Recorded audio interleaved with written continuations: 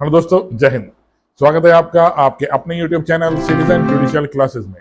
मैं एडवोकेट शाह फैजल एक बार फिर आपके सामने। दोस्तों, आज मैं आपसे डिस्कस करूंगा, अगर किसी व्यक्ति के ऊपर केस हो जाता है और वो सरकारी नौकरी में है तो उसकी नौकरी पर इसका क्या प्रभाव पड़ेगा।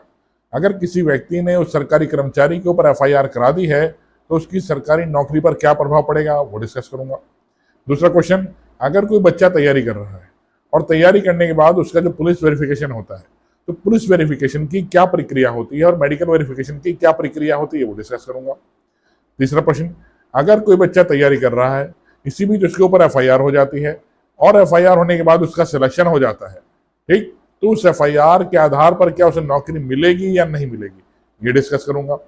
चौथा प्रश्न, अगर कोई बच्चा तैयारी कर रहा है, तैयारी करने के बाद उसके ऊपर FIR हो जाती है किसी कारणवश और इस FIR का उल्लेख वो अपने वेरिफिकेशन फॉर्म में नहीं करता, ठीक, तो इसका क्या प्रभाव, अगर वो सिलेक्शन हो जाता है तो उस पर उसका क्या प्रभाव पड़ेगा। अगला प्रश्न, किसी महिला ने अपने पति के ऊपर क्रूरता का मुकदमा फाइल कर रखा है, IPC सेक्शन 498A का मुकदमा फाइल किया और उसके पति सिलेक्ट हो जाता है सरकारी नौकरी में, तो क्या वो सरकारी नौकरी पाएगा या नहीं पाएगा, इससे क्या प्रभाव हो। एक प्रश्न और उत्पन्न होता है, सिविल और क्रिमिनल केसेस का क्या प्रभाव पड़ता है सरकारी नौकरियों पर, ये भी डिस्कस करूंगा आपसे। चलिए शुरू करता हूँ। देखिए वीडियो, मेरी वीडियो शुरू करने से पहले हमेशा की तरह आपसे अपील, मेरी वीडियो को लाइक और सब्सक्राइब कीजिएगा दोस्तों, धन्यवाद। एक और इन्फॉर्मेशन मैं आपको और देना चाहूंगा, मेरा यह channel citizen judicial classes play store पर भी अवेलेबल है, आप इसे वहां से डाउनलोड कर सकते हैं। वहां मैंने लॉ से प्रत्येक सब्जेक्ट से रिलेटेड वीडियो और PDF नोट्स डाल रखे हैं। मेरी क्लास के नोट्स हैं जो आपके बहुत काम आएंगे। उससे आप अगर जज की तैयारी कर रहे हैं या LLB कर रहे हैं या APA की तैयारी कर रहे हैं, ये नोट्स आपके बहुत काम आएंगे, ठीक दोस्तों, तो उसे आप डाउनलोड कर लीजिएगा और उससे फायदा उठाइएगा। चलिए शुरू करता हूँ। देखिए वीडियो, सबसे पहले देखते हैं पहला प्रश्न, सरकारी नौकरी लगने के बाद जब पुलिस वेरिफिकेशन होता है, पुलिस वेरिफिकेशन की क्या प्रक्रिया होती है। पुलिस वेरिफिकेशन में पुलिस ऑफिसर्स आपसे क्या मांगते हैं। देखिए, आमतौर पर जब पुलिस वेरिफिकेशन होता है तो पुलिस वेरिफिकेशन में आपके घर पे LIU के अधिकारी आते हैं, वो आपसे पूछताछ करते हैं कि आपके ऊपर कोई क्रिमिनल केस तो पेंडिंग नहीं है, आप किसी मुकदमे में लंबित तो नहीं है, या आपका कैरेक्टर कैसा है, ये सब जांच वो लोग करते हैं। इसी के साथ साथ मेडिकल वेरिफिकेशन भी होता है आपका, उसमें जांच की जाती है, जो आपने बातें भरी हैं कि आप सब चीज सही है, आपकी आंख कान नाक मुंह सब सही है, हाथ पैर सही है, ये सब मेडिकल वेरिफिकेशन में सब चीज क्लियर होती है। अगला प्रश्न है, किसी व्यक्ति के ऊपर मुकदमा चल रहा है और उसका एग्जाम क्लियर हो जाता है, और एग्जाम क्लियर होने का उस पुलिस वेरिफिकेशन में क्या प्रभाव पड़ता है। देखिए, जब किसी व्यक्ति के ऊपर कोई मुकदमा चल रहा होता है, क्रिमिनल केस चल रहा होता है, और इसी बीच उसका सिलेक्शन हो जाता है सरकारी नौकरी में, तो सरकारी नौकरी में जब सिलेक्शन होता है और LIU अधिकारी उसके घर पर आते हैं तो सब चीज चेक करते हैं, मुकदमे की प्रकृति क्या है, ठीक, मुकदमा किस नेचर का है, सिविल केस तो नहीं है, क्रिमिनल केस तो नहीं है, और अगर उन्हें लगता है गंभीर किस्म का मुकदमा है तो उसे वेरीफाई वो लोग नहीं करते। इंटरव्यू होने के बाद भी बच्चा पुलिस वेरिफिकेशन में बाहर आ सकता है दोस्तों, ठीक, तो आपको चाहिए जब तक आप तैयारी कर रहे हैं इस बीच किसी से कोई झगड़ा मारपीट ना करें दोस्तों, क्योंकि अगर संज्ञेय किस्म का अपराध आपने किया होगा तो पुलिस वेरिफिकेशन में आपको निकाल दिया जाएगा। अगला प्रश्न है, कोई व्यक्ति सरकारी नौकरी में है और उसके ऊपर कोई क्रिमिनल केस हो जाता है, तो क्रिमिनल केस के आधार पर क्या उसे नौकरी से निकाला जा सकता है दोस्तों। देखिए, अगर केस क्रिमिनल संज्ञेय प्रकृति का है और ये प्रूव हो जाता है वाकई में इसने अपराध किया है तो उसे नौकरी से हाथ धोना पड़ेगा। लेकिन अगर कोई ऐसा अपराध है तो उसके ऊपर एलिगेशन लगाया गया है तो वहां पर डिपार्टमेंटल इंक्वायरी भी होती है। सरकार को एकदम उसे नौकरी से नहीं निकालना चाहिए, डिपार्टमेंटल इंक्वायरी करनी चाहिए अपने स्तर पर कि वाकई में इसके ऊपर कौन सा अपराध इसने किया है, ठीक दोस्तों। बहुत सी बार ऐसा होता है, सरकारी नौकरी से निकालने के लिए उसके ऊपर झूठा केस कर दिया जाता है और उसकी जांच डिपार्टमेंटल इंक्वायरी से सामने आती है, तो सरकार को चाहिए अपने डिपार्टमेंट में, जिस डिपार्टमेंट वो व्यक्ति काम करता है, उसकी इंक्वायरी बनाए और गंभीर किस्म का अपराध है तो नौकरी से निकालना पड़ेगा। अगर छोटा मोटा अपराध है तो उसे कुछ समय के लिए सस्पेंड भी किया जा सकता है। अगला प्रश्न है, कोई बच्चा तैयारी कर रहा है और तैयारी करने के अनुसरण में उसके ऊपर FIR होती है और FIR में वो दोषी सिद्ध कर दिया जाता है और वो सिलेक्टेड हो जाता है, उसके बाद ठीक उसकी नौकरी लग जाती है। तो नौकरी जब लग जाती है तो उसके बाद उसकी नौकरी पर इसका क्या प्रभाव पड़ेगा। देखिए, यहाँ जो पुलिस वेरिफिकेशन होता है, पुलिस वेरिफिकेशन में LIU अधिकारियों को देखना चाहिए कि आपके ऊपर जो कन्विक्शन हुई थी वो क्या अपराध आपने किया था। क्या पता छात्रों का चुनाव चल रहा था, छात्रों चुनाव में आपने कुछ हंगामा किया, उस वजह से आपके विरुद्ध FIR हो गई है, या छोटी मोटी मारपीट मोहल्ले में हो गई है, आपका नाम आ गया है उसमें आपको दोषी सिद्ध कर दिया गया है, या 107-16 का मुकदमा आपके ऊपर चल रहा है, ये छोटे मोटे अपराध होते हैं, या आप किसी धरने में शामिल हुए तो उसमें आपको दोषी सिद्ध कर दिया है, या आपके किसी परिवार के सदस्य ने आपके ऊपर झूठी FIR करा रखी है, इस आधार पर आपको दोषी सिद्ध कर दिया गया। तो LIU अधिकारियों को जब वो वेरिफिकेशन में आते हैं इन सब बातों का उल्लेख करना चाहिए। मोटे केस थे जिसमें इस व्यक्ति को दोषी किया गया और ये कैरेक्टर इसका खराब नहीं है। सिर्फ मुकदमा होना और उसके आधार पर आपको नौकरी ना मिले ये कोई मायने नहीं रखता। मैं आगे जाकर सुप्रीम कोर्ट का केस आपके साथ डिस्कस करूंगा जिसमें यही कहा गया है किसी व्यक्ति को जबरदस्ती नहीं निकाला जा सकता कि उसके ऊपर FIR हो रखी है। केरला हाईकोर्ट का इंपॉर्टेंट केस है, वो डिस्कस करूंगा, तो वीडियो एंड तक देखिएगा। आप इसकी तैयारी करने के अनुसरण में आपके ऊपर FIR हो जाती है, लेकिन जब आपने फॉर्म फिल करा सरकारी नौकरी का उसमें आपने अपनी FIR का जो आपके ऊपर हो रखी है उसका जिक्र नहीं किया, ठीक, तब इसका क्या प्रभाव होगा।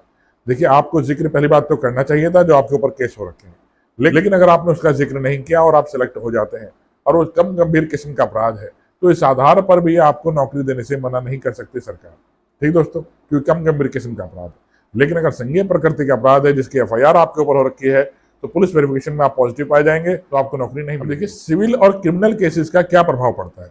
सिविल केसेस आमतौर पर कम गंभीर किस्म के अपराध होते हैं, ठीक, जमीन जायदाद के मामले होते हैं, परिवार के मामले होते हैं, इसका सरकारी नौकरी पर पहली बात कोई प्रभाव नहीं पड़ता। लेकिन क्रिमिनल केसेस में दो प्रकृति के होते हैं, संज्ञेय प्रकृति के, एक असंज्ञेय प्रकृति के, एक कॉग्निजेबल, एक non cognizable. Non cognizable offences का आमतौर पर कम प्रभाव पड़ता है, लेकिन कॉग्निजेबल ऑफेंसेस का बड़ा प्रभाव पड़ता है, इसके लिए आपको नौकरी नहीं मिलती। सुप्रीम कोर्ट का डिस्कस करना चाहूंगा, Pramod Singh versus state of Madhya Pradesh 2022 supreme court. इस केस में प्रमोद सिंह की वाइफ ने 2006 में उसके ऊपर एक मुकदमा दर्ज किया सेक्शन 498A में कि मेरे साथ क्रूरता करता है, मारपीट करता है, मुझसे दहेज की मांग करता है। लेकिन कुछ समय बाद दोनों में समझौता हो जाता है और न्यायालय द्वारा प्रमोद सिंह को दोष मुक्त घोषित कर दिया जाता है, बाइज्जत बरी कर दिया जाता है। इसी बीच पुलिस कांस्टेबल की भर्ती निकलती है। प्रमोद सिंह उस फॉर्म को भरता है और उस फॉर्म में जो केस उसके ऊपर हुआ था सेक्शन 498A का उसका जिक्र करता है और उसकी नौकरी लग जाती है। अब पुलिस वेरिफिकेशन के लिए घर पे आते हैं। पुलिस वेरिफिकेशन में बताता है हाँ मेरे ऊपर मुकदमा हो रखा था जिसमें मैं दोष मुक्त घोषित किया जा चुका हूँ, लेकिन फिर भी सरकार इसे नौकरी नहीं देती कि इसके विरुद्ध FIR हो रखी है। अब प्रमोद सिंह इसको लेकर हाई कोर्ट जाता है, सिंगल बेंच के समक्ष अपील करता है और सिंगल के आधार पर सरकार को निर्देश देती है कि आप इसकी नौकरी में बहाल कीजिए, इसे नौकरी दीजिए। सरकार इस सिंगल बेंच के आदेश के विरुद्ध डिवीजन बेंच के पास जाती है और डिवीजन बेंच के पास सुप्रीम कोर्ट का 2016 का एक निर्णय रखती है, Avtar Singh versus union of India, जिसमें स्पष्ट गाइडलाइन जारी कर दी गई थी कि अगर किसी व्यक्ति के ऊपर FIR हो रखी है तो उसको नौकरी पर रखने और ना रखने का अधिकार सिर्फ उस विभाग के अधिकारियों का होगा, न्यायालय उसमें इंटरफेयर नहीं कर सकता, ठीक। इसके आधार पर डिवीजन बेंच सरकार के पक्ष में डिसीजन देती है। अब ये प्रमोद सिंह उस आदेश के विरुद्ध देखिए सुप्रीम कोर्ट जाता है। अब सुप्रीम कोर्ट क्या देखती है, सुप्रीम कोर्ट देखती है हाँ वाकई में इसके ऊपर FIR हुई थी 2006 में, लेकिन इस FIR का उल्लेख उसने अपने वेरिफिकेशन फॉर्म में भी किया था, ये भी देखती है, उसने अपनी गलती मानी थी और सेक्शन 498 इतना बड़ा क्राइम नहीं है जो उसने ऊपर FIR हुई थी, ठीक। तो समाज के विरुद्ध उसने कोई ऐसा अपराध नहीं किया कि उसको सरकारी नौकरी ना दी जाए और उसका कैरेक्टर भी खराब नहीं है। सुप्रीम कोर्ट सब चीजें देखती है और सरकार भी देखिए अपना पक्ष रखती है। सरकार वही पक्ष रखती है, Avtar Singh versus union of India case supreme court के सामने भी रखती है। सुप्रीम कोर्ट देखती है कि जो क्राइम किया गया सेक्शन 498A का प्राइवेट व्यक्ति के विरुद्ध अपराध होता है, समाज के विरुद्ध अपराध नहीं है। अगर इसकी मैलिफाइड इंटेंशन होती तो इसका उल्लेख वो अपने फॉर्म में ना करता कि इसके ऊपर FIR हो रखी है। इसकी गुड इंटेंशन थी तो इसके आधार पर ये सरकारी नौकरी करने के लायक है, इसका कैरेक्टर सही है। सुप्रीम कोर्ट ने सरकार को आदेश दिया कि इसकी नौकरी में बहाल किया गया। इसी संदर्भ में देखिए केस केरला हाईकोर्ट के समक्ष आया, state of Kerala versus Durgadas 2023 Kerala high court. इस केस में भी एक पत्नी ने अपने पति के ऊपर सेम 498A की FIR कराई और उसके बाद दोनों में समझौता हो गया, ठीक। न्यायालय द्वारा दोष मुक्त घोषित कर दिया गया, इसकी सरकारी नौकरी लगी, लेकिन सरकारी नौकरी में पुलिस वेरिफिकेशन में इसे पॉजिटिव पाया गया कि इसके ऊपर FIR हो रखी है, ठीक। पुलिस वेरिफिकेशन में उसकी बात नहीं मानी गई, सरकार ने इसे नौकरी नहीं दी। अब ये व्यक्ति ट्रिब्यूनल के पास जाता है, ट्रिब्यूनल के समक्ष अपने सारे फैक्ट्स रखता है और उससे कहता है कि मैं नौकरी करने लायक हूँ, मेरा कैरेक्टर खराब नहीं है। ट्रिब्यूनल के समक्ष ये सब फैक्ट्स रखता है कि इसके ऊपर एक FIR वाकई में हुई थी, लेकिन उसमें इसे दोष मुक्त घोषित कर दिया गया था। तो ट्रिब्यूनल सरकार के अगेंस्ट में फैसला देता है, ठीक, कि सरकार को इसे नौकरी देनी चाहिए। अब सरकार इसके विरुद्ध केरला हाईकोर्ट के पास जाती है, state of Kerala versus Durgadas. अब देखिए केरला हाईकोर्ट के समक्ष जाकर सरकार कहती है कि इस व्यक्ति के ऊपर FIR हो रखी है और सरकारी नौकरी करने लायक नहीं है, लेकिन वहां पर दुर्गादास अपनी बात रखता है कि सर मुझ पे 498A का मुकदमा वाकई में हुआ, मेरी पत्नी ने किया और जब मुझे पत्नी ने किया हम दोनों में बाद में समझौता हो गया और उस आधार पर न्यायालय ने मुझे बाइज्जत बरी किया, दोष मुक्त घोषित कर दिया और मेरा कोई पूर्व का कैरेक्टर खराब नहीं है, मेरे ऊपर कोई सामाजिक अपराध नहीं है, ये प्राइवेट ऑफेंस है जो मेरी पत्नी ने मेरे ऊपर फाइल किया। मैंने माना हाँ वाकई में इसका कैरेक्टर खराब नहीं है, सरकारी नौकरी करने लायक है। इस केस में केरला हाई कोर्ट ने सरकार को निर्देश दिए कि सरकार को नौकरी देते समय और नौकरी से निकालते समय अपनी डिपार्टमेंटल इंक्वायरी भी बाकायदा करनी चाहिए। अगर एफआईआर हो रखी है तो किस तरह की एफआईआर हो रखी है, संज्ञेय अपराध है या असंज्ञेय अपराध है, या छोटे मोटे वैसे अपराध हैं, या पत्नी ने पति के ऊपर सूट फाइल कर रखा है, भाई ने छोटी मोटी मारपीट का केस कर रखा है, तो उस आधार पर नौकरी से ना निकाला जाए किसी भी व्यक्ति को, और नौकरी ना देने का ये कोई कारण नहीं हो सकता। लेकिन अगर गंभीर किस्म के अपराध है तो उसका कैरेक्टर वाकई में खराब है, उसे नौकरी नहीं भी दी जानी चाहिए।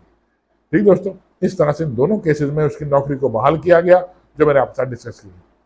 और मैं एक बात आपको और बता दूं, जब आप कोई भी फॉर्म फिल करते हैं और आपके ऊपर एफआईआर अगर हो रखी है तो उसका उल्लेख अपने फॉर्म फिल करते समय उसमें जरूर कीजिए कि मेरे ऊपर एफआईआर हो रखी है, किन किन धाराओं में मुकदमा फाइल हो रखा है। इसका फायदा आपको भविष्य में जाकर होगा। झूठ मत बोलिएगा, झूठ बोलने का कोई फायदा आपको नहीं मिलेगा दोस्तों, क्योंकि पुलिस वेरिफिकेशन में सब बातें सामने आ जाती हैं। आशा करता हूँ मेरी वीडियो समझ में आई होगी। आइए इसे लाइक और सब्सक्राइब कीजिएगा, और मेरा जो channel citizen judicial classes play store पर अवेलेबल है, इसे डाउनलोड कर लीजिएगा। धन्यवाद दोस्तों, जय हिंद।